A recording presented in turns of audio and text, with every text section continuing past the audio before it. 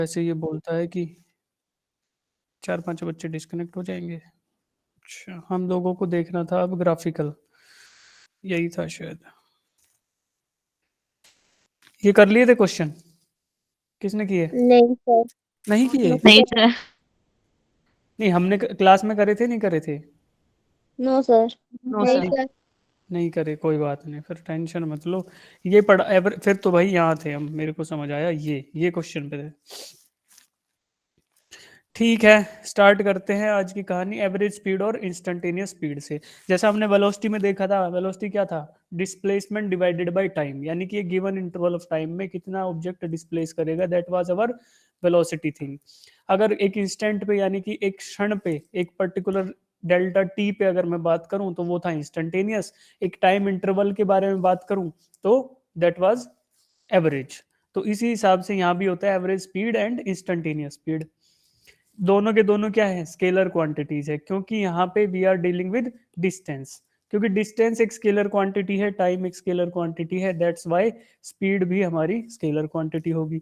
Same concept जैसा वहां पे था, average speed of a particle over a certain time interval is defined as ratio of total length of the path travelled to the time interval. Total length of the path travelled क्या था? Distance divided by time interval. तो जितना total distance होगा उसको total time से divide कर दो तो हमें मिल जाएगी एवरेज स्पीड। अब ये टोटल टाइम जो है, अगर ये बहुत छोटा टाइम नहीं है, मान लो कि ये कुछ काउंट करने लायक टाइम है, मान लो चाहे 1 सेकंड ही हो चाहे 2 सेकंड हो, इतना छोटा भी होगा बट इट इज काउंटेबल, है ना? तो फिर क्या होगा? एवरेज स्पीड है। और अगर हम बहुत सूक्ष्म समय की बात कर रहे हैं, कि यानी बहुत स्मॉल इंटरवल ऑफ टाइम की बात कर रहे हैं, फॉर एग्जांपल कि dt टाइम है, बहुत छोटा है, ऐसा होगा 0.00 समथिंग। अगर ऐसा हो, बहुत ही छोटा टाइम हो, तो हम बोलेंगे कि we are talking about a particular instant of time, यानी कि एक क्षण के लिए बात कर रहे हैं।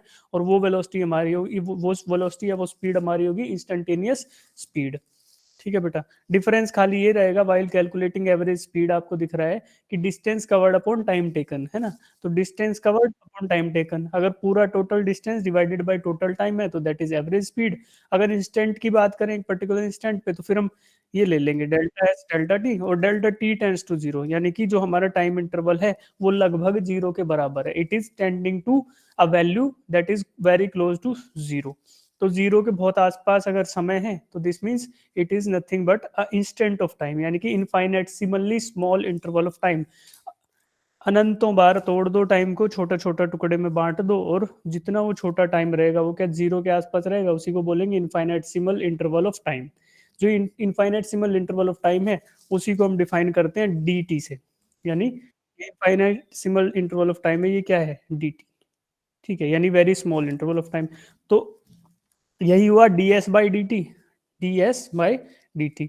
और यही हमने पढ़ा था क्या? यही हमारा होता है differentiation of distance with respect to time. यानी कि अगर हमें एस दिया हुआ है डिस्प्लेसमेंट का कोई फंक्शन, मान लो एस दिया आपको कोई फंक्शन, राइट, टाइम का, कि 2t² प्लस 3t ऐसा दे दिया मान लो। ये हमें दिया कि डिस्टेंस इस हिसाब से वेरी कर रहा है as the time passes by. जैसे जैसे समय बदलता जाएगा डिस्टेंस की वैल्यू इस फंक्शन से आएगी जो आपको फॉर्मूला दे दिया गया। तो हम क्या करेंगे, if we have to find out instantaneous speed, तो हम क्या करने वाले हैं, we will differentiate this as function with respect to time. और उसमें जो टाइम की वैल्यू जिस भी इंस्टेंट में पूछा हो, मान लो पूछा हो एट टी 2.0 सेकेंड्स पे आप बताओ, तो पहले डिफरेंशिएट करोगे, then we will substitute the value. तो हमारा आंसर आ जाएगा क्या? इंस्टेंटेनियस स्पीड का। ठीक है। और अगर हमें फाइंड आउट करना है एवरेज स्पीड, आपको यही फॉर्मूला दिया है X S equals to 2t² plus 3t, और बोलते हैं कि find the average speed between the time interval 2 second and 3 second. 2 second और 3 सेकेंड के बीच में क्या एवरेज स्पीड रही, तो आप क्या करने वाले हो, टाइम, टोटल टाइम तो आपका आ जाएगा जो नीचे आएगा time taken, that is 3 second minus 2 second, तो ये 1 सेकेंड आ गया। और ऊपर डिस्टेंस कवर्ड की वैल्यू कैसे आएगी, एक बार 3 पुट करो इसमें, एक बार 2 पुट करो, तो जो भी वैल्यू आए एस 3 की आएगी 3 सेकेंड पे, और माइनस एस 2 2 सेकेंड पे। इन दोनों वैल्यूज को आपस में सब्ट्रैक्ट कर दो और उनको इस फॉर्मूला में ऊपर रख दो, तो फिर आपकी आ जाएगी एवरेज स्पीड। ठीक है। अब इसमें किसी को डाउट है तो पूछो कि एवरेज में इनफाइनाइट में ये क्या है? ऐसे होगा नहीं, मुझे तो लगता है कि ये सिंपल है, वेलोसिटी के लिए आ गया था, पर फिर भी है तो पूछो भाई। ठीक है। अब देखो ग्राफ देखो, अगर डाउट हो तो बीच में हैंड रेज कर लेंगे, वो तो अपने को पता ही है क्या करना है।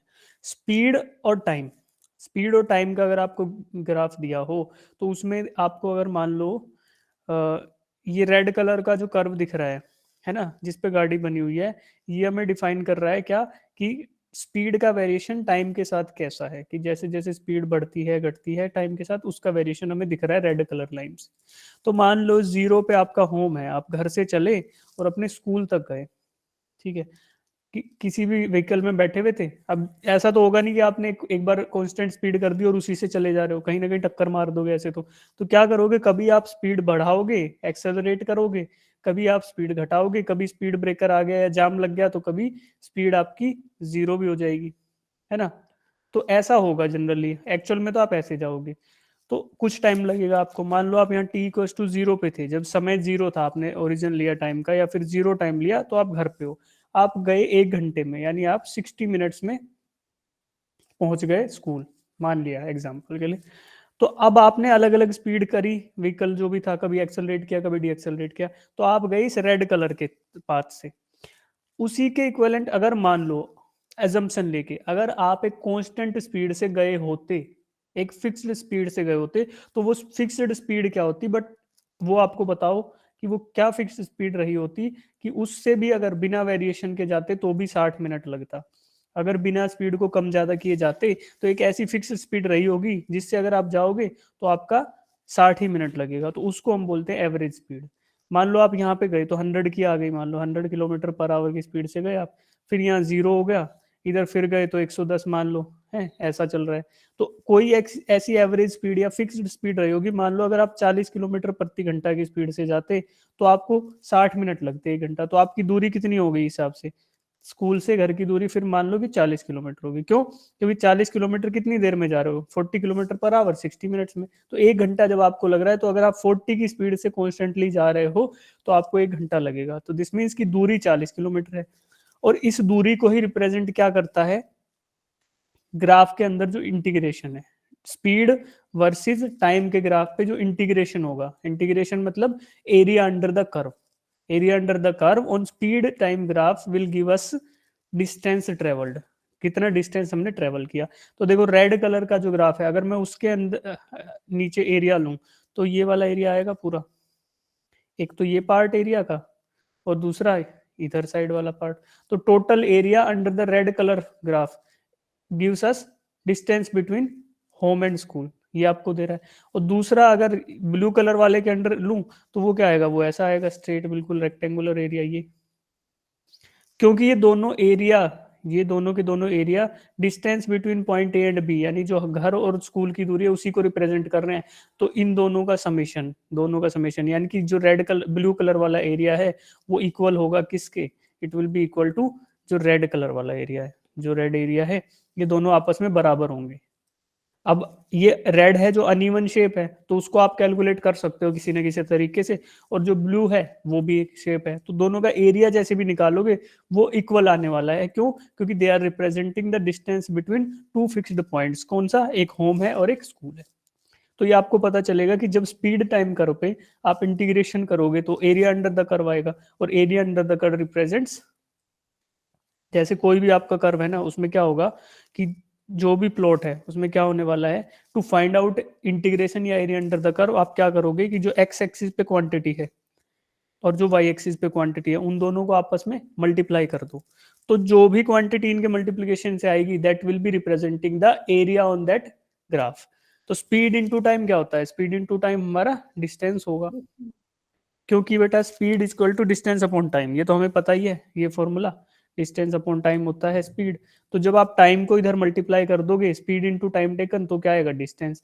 तो एक ग्राफ है स्पीड वर्सेस टाइम का, इधर स्पीड है इधर एक्स एक्सिस पे टाइम है, तो इनके, इनका जो एरिया आएगा that will B multiplication of जो क्वांटिटी एक्स एक्सिस पे है और जो वाई पे है। तो हमारे पास वाई पे स्पीड है और एक्स पे टाइम है, दोनों को मल्टीप्लाई करने से क्या आ रहा है, डिस्टेंस। तो इससे हमें ये पता पड़ेगा कि इंटीग्रेशन ऑन दिस कर्व या फिर एरिया अंडर द कर्व, इस प्लॉट पे वो क्या रिप्रेजेंट करेगा, डिस्टेंस को। तो जब आप चाहे स्पीड कुछ भी यूज, कोई भी स्पीड से जाओ, चाहे स्लो होते जाओ, फास्ट होते जाओ, या फिर एक कांस्टेंट स्पीड से जाओ, कुछ भी आप परमुटेशन कम्बिनेशन ट्राई करो स्पीड्स के, बट एट द एंड आप डिस्टेंस तो वही कवर कर रहे हो ना जो घर से चले और स्कूल तक गए, तो डिस्टेंस ट्रेवल्ड आपका फिक्स है, तो इसलिए एरिया हमेशा फिक्स रहेगा। अगर आप फास्ट जाओगे, मान लो आप एक अदर थर्ड कर्व बना देता हूँ मैं ऐसे, बहुत फास्ट गए फिर रुक गए, फिर फास्ट गए फिर रुक गए, फिर फास्ट गए फिर रुक गए, तो भी अगर ये एक्चुअल कर्व हुआ, अगर ये कर्व एक्चुअल हुआ, ऐसा नहीं कि रैंडमली हम कुछ भी बना दें, बट ये अगर एक्चुअल कर्व रहा तो इसका भी area under the curve equal आएगा किसके, जो नीचे वाले एरिया से।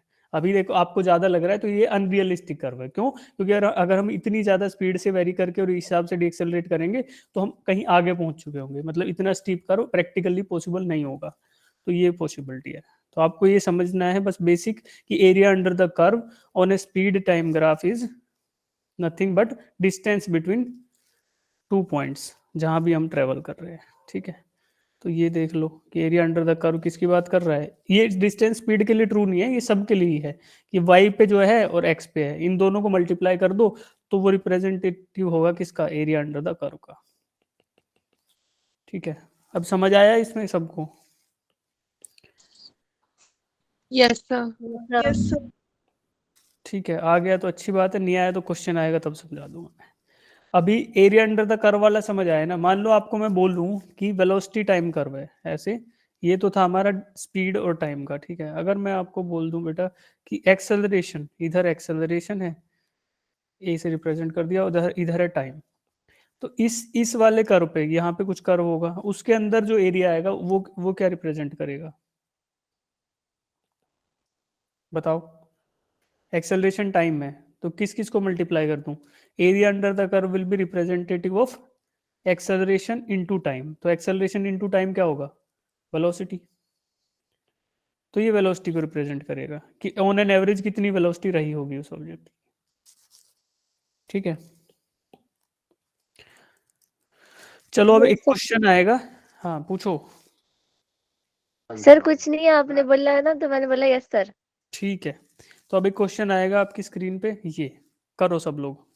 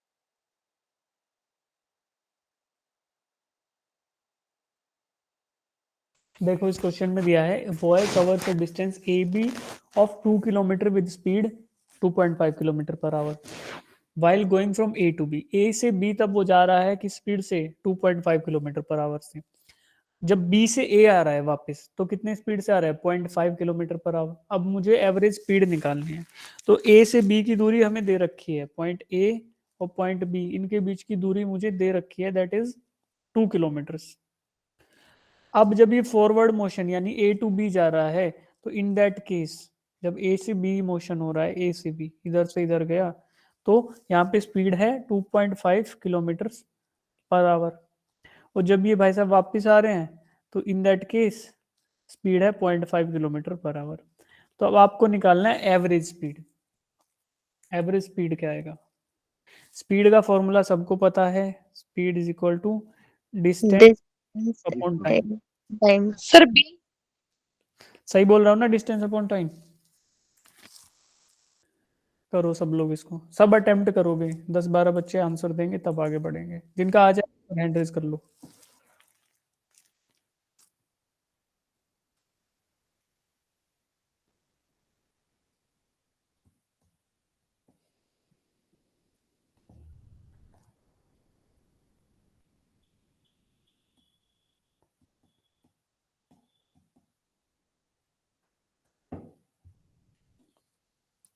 पहले निकाल लो टाइम कितना लगेगा।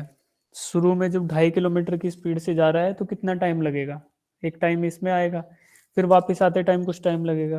तो आपको टोटल टाइम मिल जाएगा, पहले फर्स्ट वाले टाइम को ऐड करो, दूसरे को, इन दोनों को ऐड करके यहाँ डाल दो टोटल टाइम। और टोटल डिस्टेंस पता ही है, फॉरवर्ड जाएगा तो 2 किलोमीटर, क्योंकि ए से बी की दूरी पता है 2 किलोमीटर है, वापिस आएगा तो भी 2 किलोमीटर, तो टोटल डिस्टेंस तो हमें पता ही है 2+2। बस आपको टाइम निकालना है, टोटल टाइम निकालो पहले फॉरवर्ड ट्रिप के लिए फिर बैकवर्ड ट्रिप के लिए, दोनों को ऐड करो, डिवाइड करो, then we will be getting the answer average speed.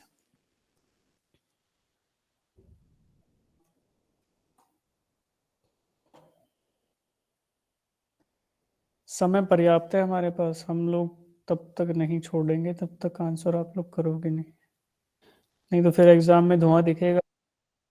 Question करो।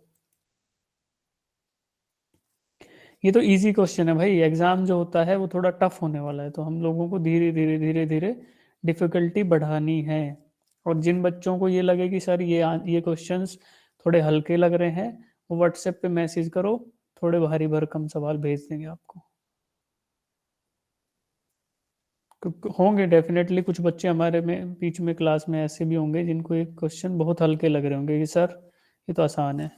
तो सही बात है, आसान तो है ही, तो आपको टफ करने चाहिए। तो टफ करने के लिए क्या करोगे, टफ करने के लिए आप मैसेज करो, आपको शेयर कर दिए जाएंगे क्वेश्चंस। लेकिन जिनसे ये अभी नहीं हो रहे, वो लोग अभी इनको करो, धीरे धीरे लेवल बढ़ाएंगे, फिर रिवीजन कराएंगे तो और करा देंगे। सब लोग करो भाई, 4 बच्चे आंसर देंगे ऐसे नहीं चलेगा।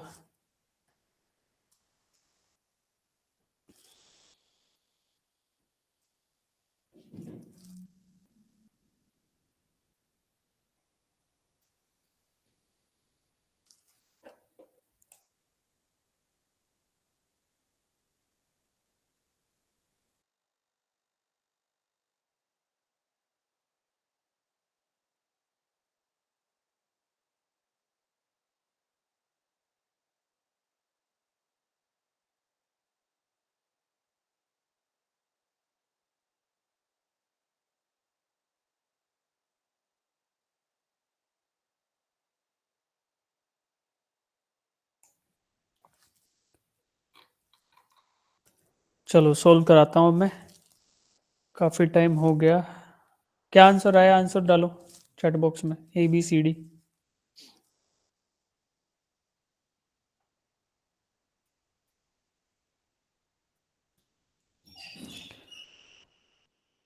ठीक है, शाबाश।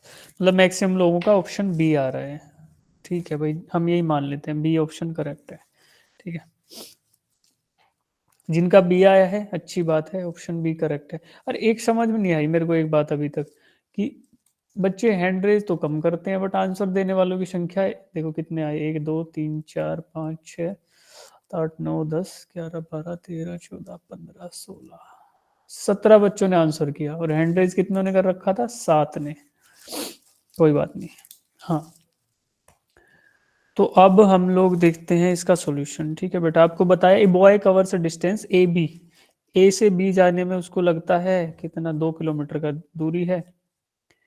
जब ए से बी गए तो हमें लगा 2.5 आवर्स, तो पहले मान लो कि टाइम ऑफ ए बी क्या होगा, डिस्टेंस 2 किलोमीटर है डिवाइडेड बाय स्पीड, स्पीड क्या है 2.5, तो ये करोगे तो 4/5 आवर्स।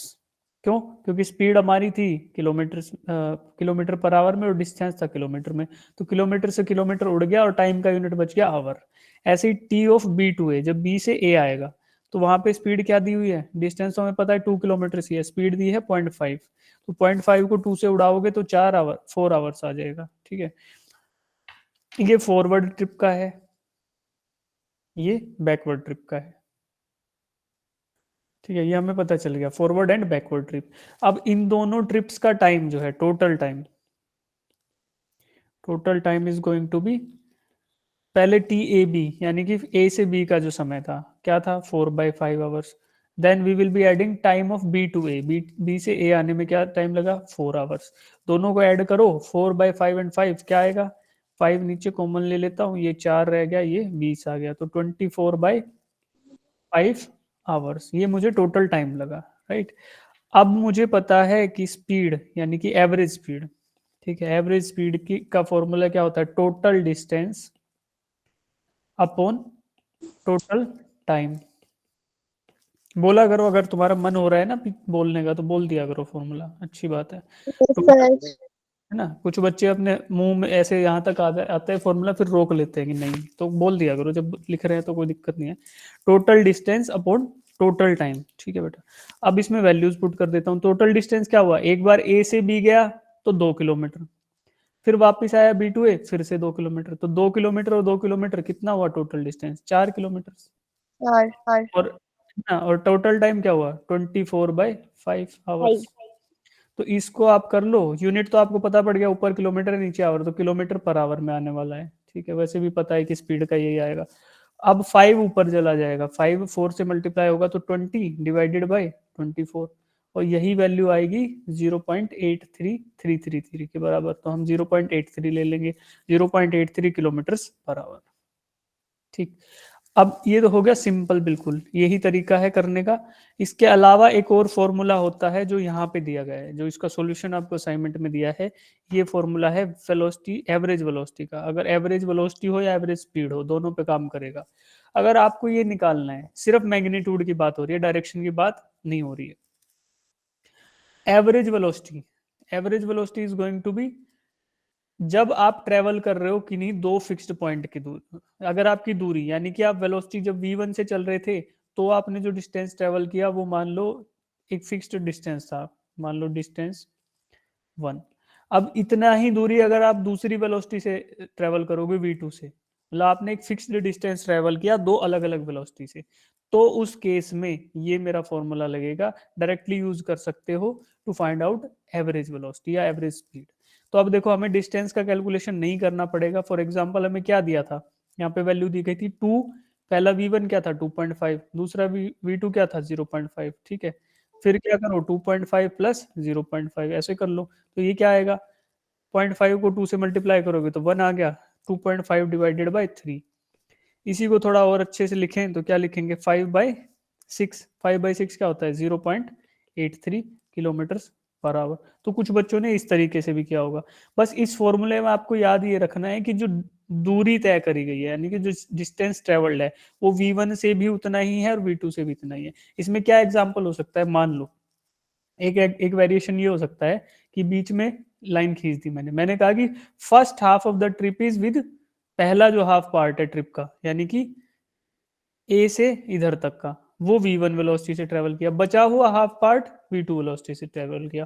तो अब बताओ एवरेज वेलोसिटी क्या है। तो ये मैं फॉर्मूला ये वाला लगा सकता हूँ, क्यों, क्योंकि जो डिस्टेंस ट्रेवल्ड है v1 से और डिस्टेंस ट्रेवल्ड है v2 से वो बराबर है, हाफ हाफ ट्रिप में डिवाइडेड है ना, तो मैं ये फॉर्मूला यूज कर सकता हूँ बड़े आराम से। तो ऐसे ऐसे छोटे छोटे वेरिएशन मिलेंगे, बस आपको ये ध्यान रखना होगा कि जो डिस्टेंस ट्रेवल्ड है वो दोनों केसेस में बराबर होना चाहिए। Half trip is with v1, second half is with v2।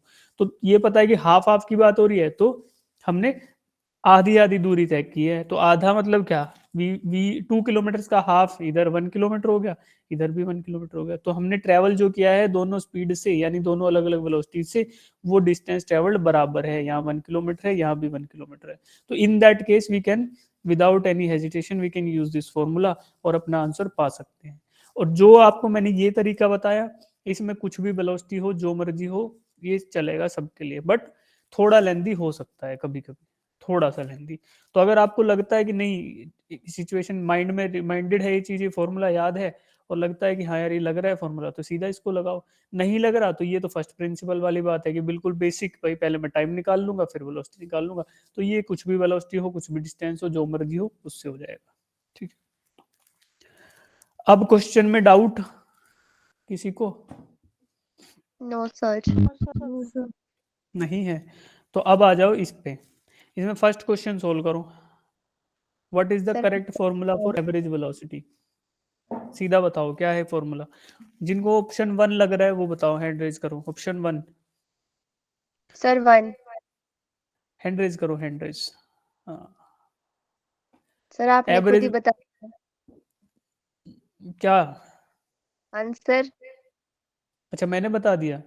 What is the correct formula for average velocity?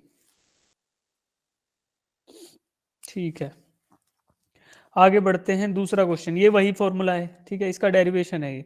A vehicle travels half, अच्छा इसका ऑप्शन ए ही है शायद, एक बार देख लूं मैं भी, ऑप्शन ए ही होगा यार इसका। तो शायद 2 है। नहीं 1 है, मैं भी कंफ्यूज था। वो बेटा वेलोसिटी के बारे में बात कर रहा है ना, एवरेज के बारे में। सेकंड क्या है? इंस्टेंटेनियस का है। Second one is for instantaneous, dx by dt।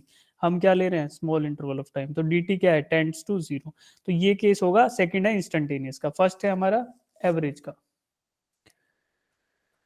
चलो अब सेकंड क्वेश्चन है, ये देखो। A vehicle travel half of the distance with v1 and second half with v2, then its average speed is. अब देखो वही क्वेश्चन आ गया, वही वेरिएशन आ गया। क्या? पहला हाफ डिस्टेंस ट्रेवल किया थर्ड v1 से, अब थर्ड बचा हुआ v2 से। तो उसमें ये फॉर्मूला जस्ट अभी हमने ताजा ताजा देखा है, बट इसका डेरिवेशन आपको इसके सॉल्यूशन में मिलने वाला है। कहाँ पे? यहाँ पे। ये आप डेरिवेशन देख लोगे, कुछ नहीं है यार, टाइम कट जाएगा बस। एल एल है, देखो यहाँ पे एल था, ऊपर से एल और नीचे से एल, ये दोनों कॉमन लेके जब आप इसको सोल्व करोगे तो ये आंसर आ जाएगा। यही इसका डेरिवेशन है। जब आप फर्स्ट प्रिंसिपल से चलोगे ना, जो मैंने तरीका बताया, उसमें आप वैल्यूज पुट करते जाओ, तो जो कॉमन वैल्यूज आएंगी वो कट जाएंगी और बचेगा वो ये बचेगा। तो अभी हमने देखा कि ये आंसर है। थर्ड क्वेश्चन कर लेना, ठीक है। थर्ड में शायद आंसर सी आएगा, बट अभी कर लेना सब लोग। फोर्थ क्वेश्चन करो, क्वेश्चन नंबर 4।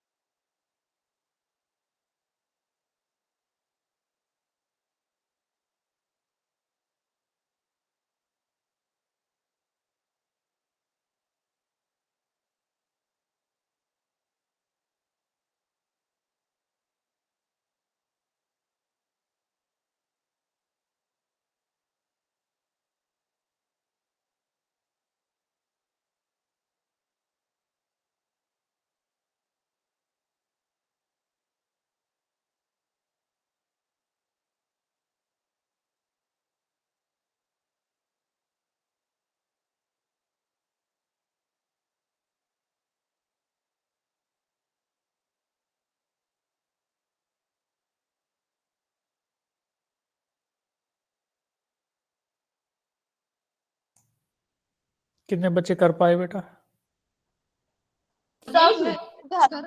ऑप्शन 4।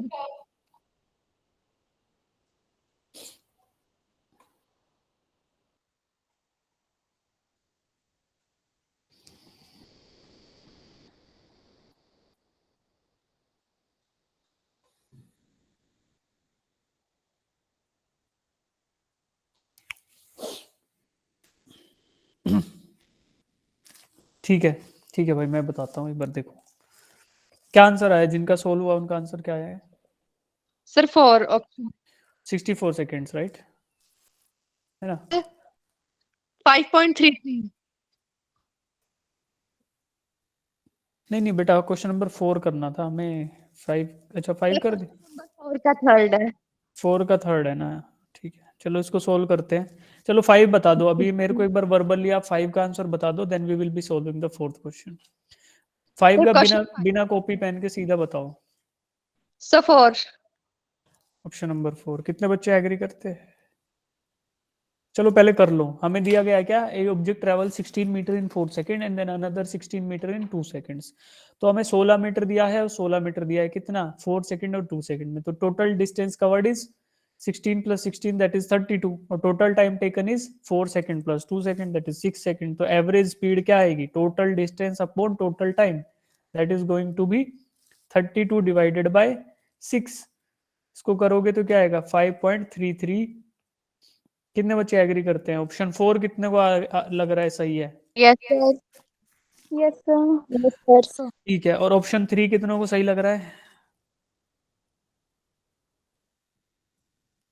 ऑप्शन 3 कितनों को सही लग रहा है? अच्छा, सर ये करवा दो। क्या करवा दूं? ये क्वेश्चन सर करवा दूं? कैसे? ठीक है, ऑप्शन 3 5.33 मीटर पर सेकंड, ये कितनों को सही लग रहा है? और ऑप्शन 4 जितनों को सही लग रहा था, क्या आप उन्हें अपनी गलती महसूस हो रही है? यस सर सर हो गया ना, 4 करवा दो। हाँ 4 तो कराऊंगा, अरे फिफ्थ को पहले बताओ ना, फोर्थ क्वेश्चन कराऊंगा, वेट करो थोड़ी देर। का था जो बोला सर है। ऑप्शन सी है समझ आ गया? फोर्थ फिफ्थ क्वेश्चन का फोर्थ ऑप्शन गलत क्यों है? क्योंकि यस सर यूनिट नहीं लगी है। यूनिट नहीं लगी हुई है। अगर यूनिट ऐसे भूलने लगे तो फिर यूनिट डायमेंशन पढ़ने का फायदा क्या हुआ? देखो बेटा, यहाँ पे मीटर दे रखा है, सेकंड दे रखा है, मीटर दे रखा है, सेकंड दे रखा है, तो ऑब्वियसली हमारे आंसर में मीटर पर सेकंड आना ही चाहिए। देखो 4 और 5 है, अगर कहीं भी यूनिट नहीं दिया होता फिर तो एग्जामिनर की गलती थी, फिर हम लोग सिर्फ मैग्नीट्यूड देखते और टिक मार देते। बट हमें दिया गया है यूनिट भी, तो वो इंटेंशनल दिया जाता है। कई बार एग्जाम में ऐसा आपको जानबूझ के मिल सकता है कि मीटर पर सेकंड नहीं, एक में दिया है एक में नहीं दिया, आप सीधा ऑप्शन 4 देखोगे, अच्छा 5.33 आ गया, टिक मारोगे फिर कॉन्फिडेंटली। बट देख लो एक बार, नजर घुमाना जरूरी है सारे के सारे ऑप्शंस के ऊपर। तो ज्यादा करेक्ट आंसर जो है दैट इज ऑप्शन 3 की 5.33 मीटर पर सेकंड। ठीक है, सबको समझ आया? अब फिफ्थ क्वेश्चन सबको समझ आ गया ना? Yes sir. यस इसमें सर। वो फॉर्मूला भी यूज कर सकते थे, क्योंकि 16 मीटर ही यहाँ ट्रेवल हुआ है, 16 ही यहाँ है, तो जितना मर्जी ट्रेवल करे, दो टाइम दिया, क्या करूंगा, 2 into first time into second time divided by first time plus second time. तो क्या हो गया, 2 इंटू 4 इंटू 6, 4 4 16 डिवाइडेड बाय 6 कर दोगे तो ये क्या हुआ, कुछ गलती करी क्या यार मैंने? सर क्या हुआ? नहीं नहीं गलती, अच्छा वेलोसिटी निकालनी, अरे बेटा वहां तो वेलोसिटी, हमने टाइम नहीं होगा वेलोसिटी के लिए, तो वो लेंथ ही पड़ जाएगा, सीधा सीधा ऐसे ही करो, डिस्टेंस दिया हुआ है। वेलोसिटी दी होती ना अगर, यहाँ तो टाइम दिया हुआ है ना, तो हम लोग उस हिसाब से यूज करते हैं ये वाला फॉर्मूला, बट यहाँ नहीं दे रखा। ठीक है, छोड़ो। अब करते हैं फोर्थ क्वेश्चन सोल्व। कितने बच्चे कर पाए फोर्थ क्वेश्चन को? ठीक है, यहाँ पंगा क्या लगेगा ना कि ब्रिज पे क्या है वो थोड़ा इमेजिन करना पड़ेगा। A 200 metre long train is moving with uniform velocity of 45 kilometre per hour. तो हमें ट्रेन की लंबाई दे दी गई, ट्रेन की वेलोसिटी दे दी गई, क्या यूनिफॉर्म मतलब एक कांस्टेंट वेलोसिटी से मूव कर रही है। Calculate the time by the train to cross the bridge of length 800 metre. Bridge की लेंथ है क्या, 800 मीटर। तो ये मान लो मैं ब्रिज ड्रॉ कर रहा हूँ, ठीक है, ये एक ब्रिज है, इस ब्रिज की दूरी जो लेंथ है वो है 800 मीटर्स। ठीक है, ऐसे कुछ ब्रिज मान लो इसको। ट्रेन यहां से आई राइट साइड से, ठीक है, जैसे ही वो ब्रिज पे एंटर करती है, ये मेरी ट्रेन है, ठीक है भाई, इसको ट्रेन मान लो। ठीक है, इस ट्रेन की जो दूर लंबाई है वो क्या दी हुई है, 200 मीटर। ठीक है, और ब्रिज की लंबाई दी गई है 800 मीटर। तो अब पंगा क्या है ना, पंगा ये है कि कितना ट्रेवल करना पड़ेगा इसको, इस ट्रेन को कितना ट्रेवल करना पड़ेगा। ठीक है, तो लंबाई जो लेफ्ट साइड में है ये थोड़ी सी इधर आएगी भाई, यहाँ तक जहां तक ब्रिज है। ठीक है, तो ये लंबाई है 800 मीटर और ट्रेन की लंबाई है 200 मीटर, सबको नजर आ गई। अब हमें ये डिसाइड करना है कि टोटल जब तक वो ब्रिज को क्रॉस करेगी तो उसे कितना चलना पड़ेगा। तो काउंट डाउन है जो टाइम का, वो तब स्टार्ट हो जाएगा जब ये ब्रिज पे एंटर कर जाएगी, यानी इस पॉइंट पे। जैसे ही ट्रेन ब्रिज के एंट्री पॉइंट को टच करती है, यहां से मैं टाइम काउंट करना शुरू कर दूंगा और डिस्टेंस भी। तो जब ये ट्रेन यहाँ कहीं होगी ऐसे, जस्ट इसके एग्जिट पॉइंट के जस्ट पहले, तो कितना डिस्टेंस चल चुकी होगी बताओ भाई। ट्रेन का फ्रंट पार्ट यहाँ था 200, और वो इधर आ गया, 600, तो कितना ट्रेवल कर चुका? 600। लेंथ ऑफ ब्रिज के बराबर। भाई ट्रेन का जो आगे वाला पार्ट है जहाँ पे जो ड्राइवर बैठता है, लोको पायलट, वो वाला पार्ट था कहाँ है? देखो ये येलो लाइन ड्रॉ करी, यहाँ था। चलती चलती ट्रेन क्रॉस करने पे आ गई, इधर आ गई, तो जस्ट अबाउट टू एग्जिट, थोड़ा सा उसका जो फर्स्ट पार्ट है वो बाहर निकलने को हो गया ब्रिज से। तो अब कितना ट्रेवल कर चुकी, देख लो कितना ट्रेवल, दोनों लेंथ कंपेयर कर लो। 800 मीटर चलना होगा उसको ये करने के लिए। Yes sir. फिर कितना और चलना है कि वो ब्रिज को क्रॉस कर जाए, यानी ब्रिज से बाहर निकल जाए, ये लेंथ ऑफ ट्रेन के बराबर। भाई ये लेंथ बाहर आएगी, ऐसे ट्रेन बाहर आएगी ब्रिज से, तो ये लेंथ ऑफ ट्रेन के बराबर उसको और चलना होगा just to cross this bridge. तो टोटल डिस्टेंस कवर्ड कितना होगा? 200 मीटर प्लस 800 मीटर, यानी कि to cross the bridge a train of 200 metre, train की लंबाई 200 मीटर है और 800 मीटर का ब्रिज है, तो उस ब्रिज को क्रॉस करने के लिए ब्रिज की लेंथ प्लस ट्रेन की लेंथ के बराबर उसको चलना होगा। तो वो कितना आएगा मेरे पास? देखो यहाँ से लेके और यहाँ तक की दूरी, that is going to be 1000 metres. तो हमें ये पता चल जाए कि कितना उसको ट्रेवल करना होगा, दैट इज 1000 मीटर्स। क्यों? 800 मीटर का तो ब्रिज था और प्लस में वो ट्रेन बाहर निकलेगी कि उसको बाहर निकलने के लिए उतना चलना होगा जितनी उसकी लेंथ है 200 मीटर। तो दोनों ऐड कर दो तो डिस्टेंस ट्रेवल्ड मेरे पास आ गया कितना? 1000 मीटर्स। स्पीड मुझे दी गई है 45 किलोमीटर पर आवर, तो क्या मैं टाइम निकाल सकता हूँ? वही मुझे निकालना है। यस अब सर। इसमें एक चीज आपको ये पता होना चाहिए कि 45 किलोमीटर पर आवर को मीटर पर सेकंड में कैसे कन्वर्ट करें, क्योंकि आंसर मुझे चाहिए सेकंड में और डिस्टेंस मुझे मीटर में दिया गया है। तो मीटर पर सेकंड में मैं वेलोसिटी को ही कन्वर्ट कर लेता हूँ, यूनिफॉर्म वेलोसिटी जो दी गई है, यानी कि 45 किलोमीटर पर आवर है। तो इसको एक तो शॉर्टकट तरीका होता है कि 5/18 से मल्टीप्लाई कर दो, ठीक है। अब वो 5/18 कैसे आया वो एक बार देख लो तो आपको याद रह जाएगा। जैसे कुछ बच्चों को ये दिक्कत आएगी कि सर रटे कैसे, इसको याद नहीं आएगा। तो 45 था, चलो ऐसे दिखा देता हूँ इधर, 45 किलोमीटर पर आवर है, ठीक है।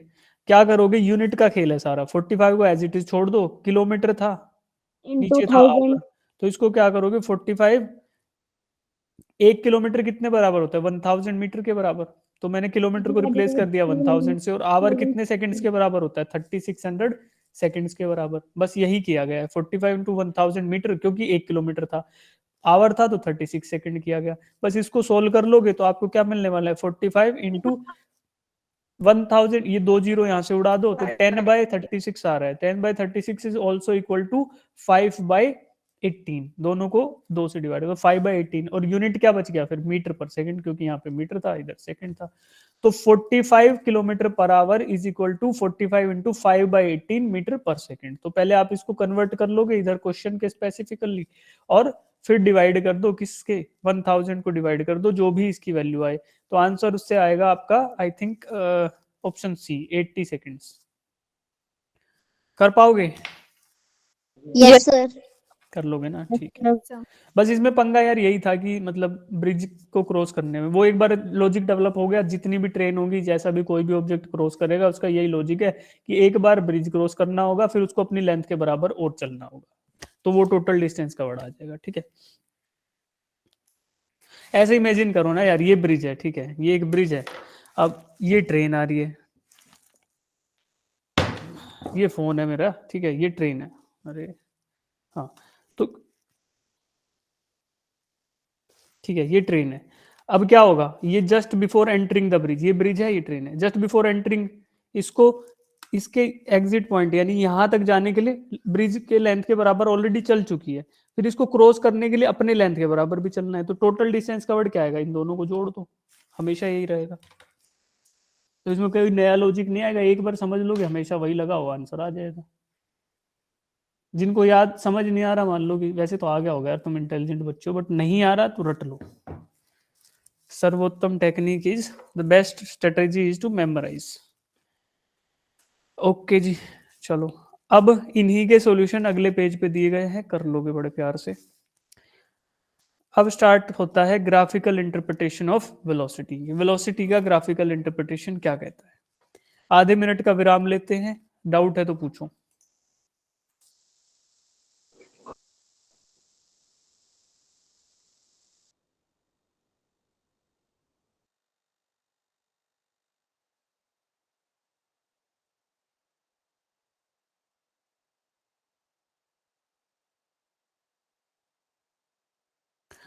डाउट है तो पूछो।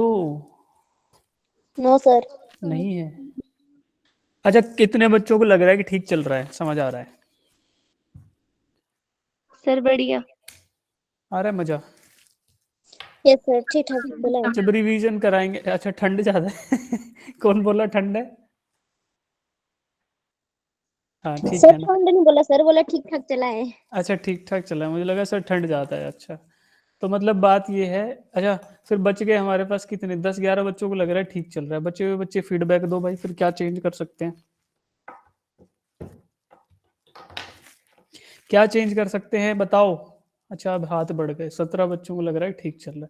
ठीक है, अभी है ना, धीरे धीरे क्या करेंगे, जब रिवीजन कराएंगे तो फिर थोड़े धुआंधार क्वेश्चन लेके आएंगे, थोड़े अच्छे लेवल के।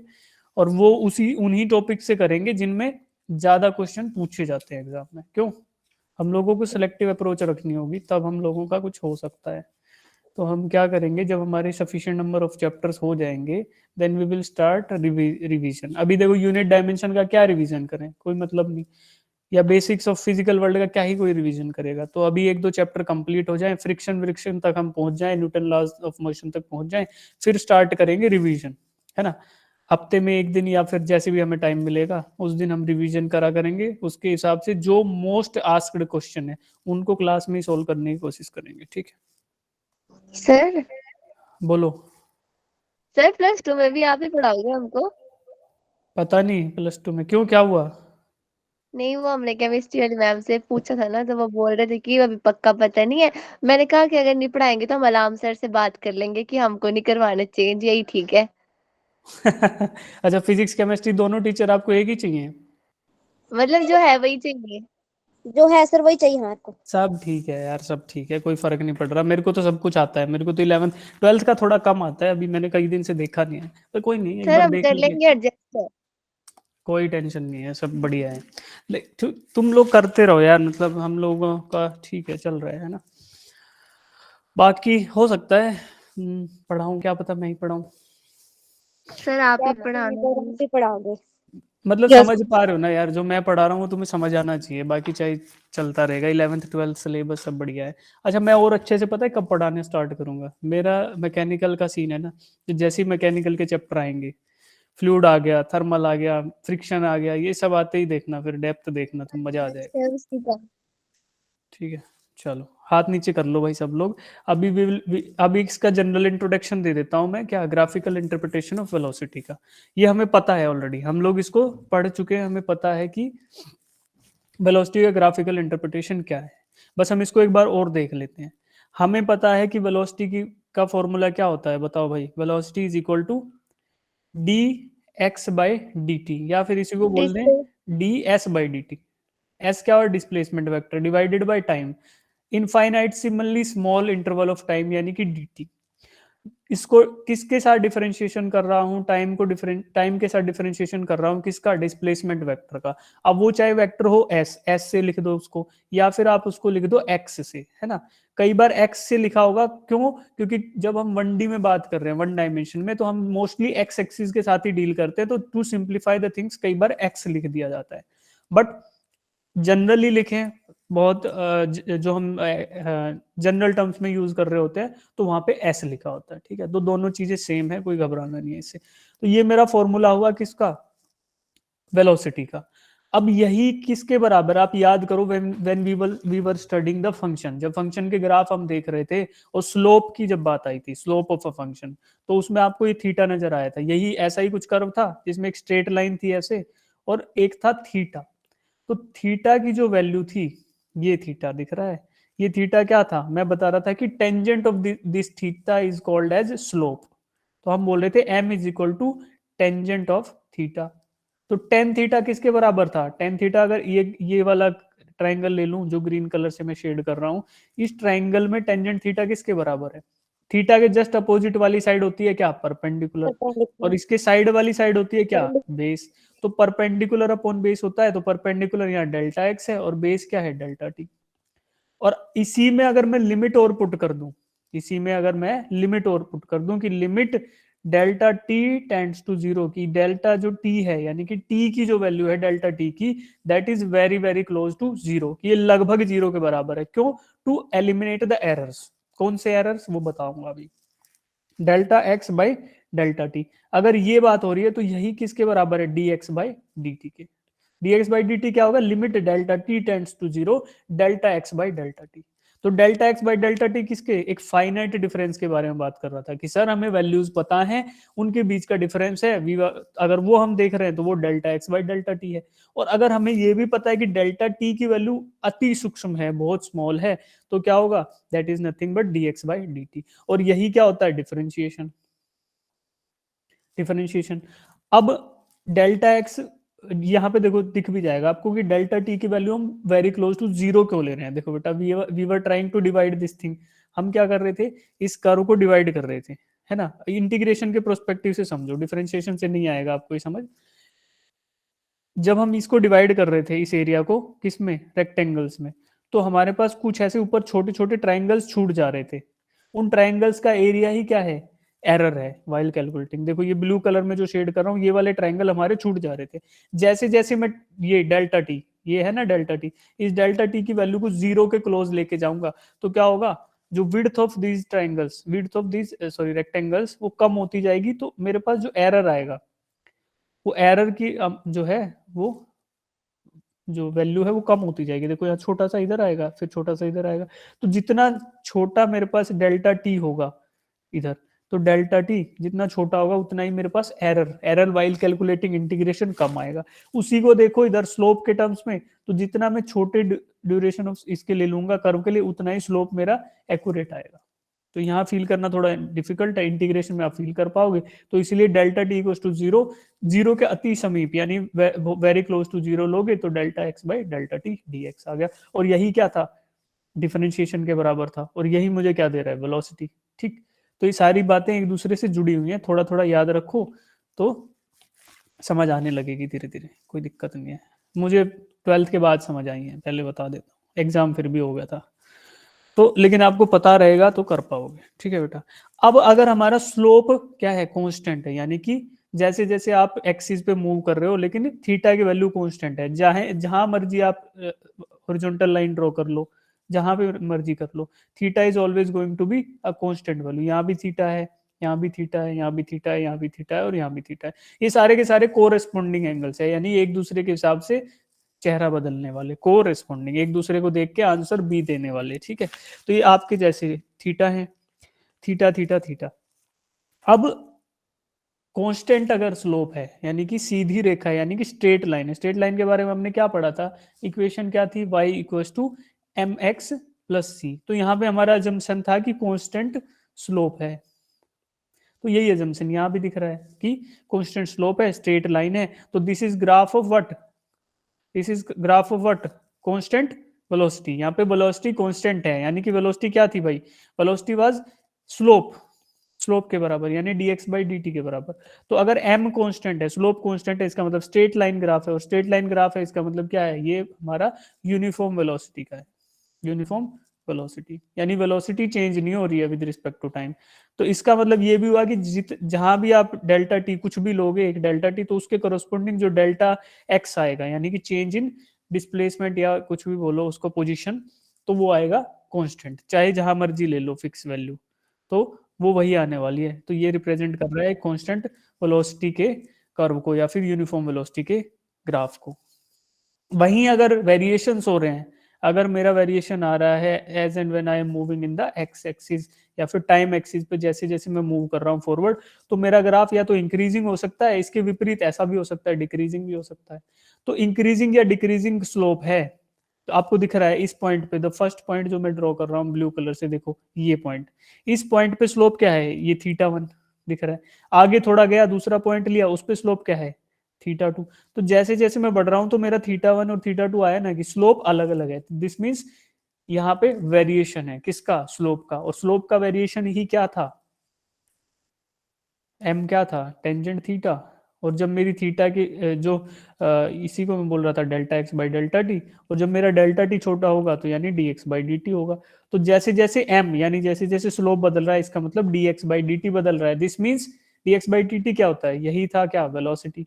तो जब एम बदलेगा यानी स्लोप बदलेगा किस पे, पोजिशन टाइम कर्व पे। ये भी ध्यान रखो, कर्व का मत भूल जाना, पोजिशन और टाइम के कर्व पे जैसे जैसे एम बदलेगा वैसे वैसे वेलोसिटी बदलेगी। तो this is a curve of changing velocity. जब जब हमारी वेलोसिटी बदलेगी उसी का कर्व क्या है, ये इंक्रीजिंग या डिक्रीजिंग स्लोप वाला कर्व।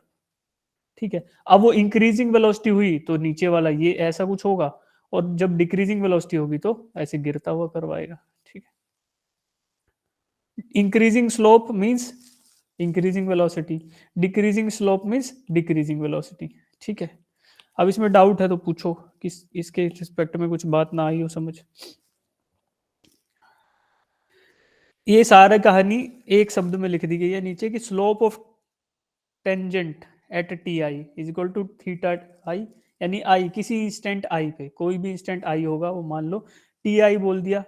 अब वो टी वन हो सकता है, टी टू हो सकता है, टी थ्री हो सकता है, कुछ भी होगा। यहाँ पे आई मान लो कि सम इंस्टेंट ऑफ टाइम, यानी किसी एक पर्टिकुलर इंस्टेंट पे टी आई बोल दिया, उस पे क्या होगा, slope tangent of theta i, यानी कि टी आई पे जो थीटा है उसको थीटा आई बोल दिया, और उसी का टेंजेंट क्या है, स्लोप ऑफ टेंजेंट। वो किसके बराबर होगा, instantaneous velocity at t I instant पे, उस पर्टिकुलर इंस्टेंट पे इंस्टेंटेनियस वेलोसिटी के बराबर। सारी कहानी को एक ही लाइन में खत्म कर दिया।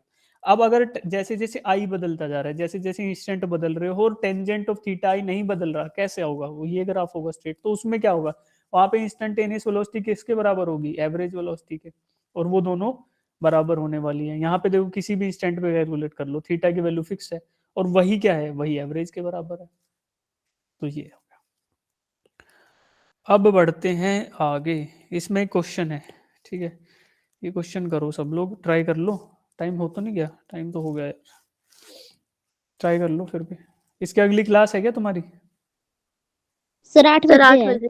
हाँ तो एक बार कर लो, फिर डिनर करेंगे ना सब लोग, एक बार ट्राई कर, पढ़ लो इसको, एक बार पढ़ा देता हूँ, देन वी विल लीव, कल करेंगे इसको। The position time graph of an object moving in straight line is given. आपको पोजीशन टाइम दिया है, यानी कि जो पहले था एक्स टी ग्राफ। ठीक है, now we what is the average speed of the object during this time interval. पहले एवरेज स्पीड निकालनी है दो टाइम इंटरवल में, then we have to find out instantaneous speed at T equals to 1 second and 3 second. तो ये हमें find out करना है 2 सेकंड से लेके 4 सेकंड के बीच में, यानी ये 2 सेकंड का था, क्या था ये 2 सेकंड है, ये 4 सेकंड, इसके बीच में एवरेज स्पीड निकालो। तो यहाँ, और दूसरा 4 से 6, 4 और 6 के बीच में इधर एवरेज स्पीड क्या है, और एट एन इंस्टेंट 1 सेकंड पे निकालो क्या, velocity at instant I, and 3 second पे निकालो वेलोसिटी एट इंस्टेंट आई। ये हमें 4 चीजें निकालनी है, ये हम निकालेंगे कल। ठीक है, अभी किसी को आज जो पढ़ा है उसमें डाउट है तो पूछो भाई।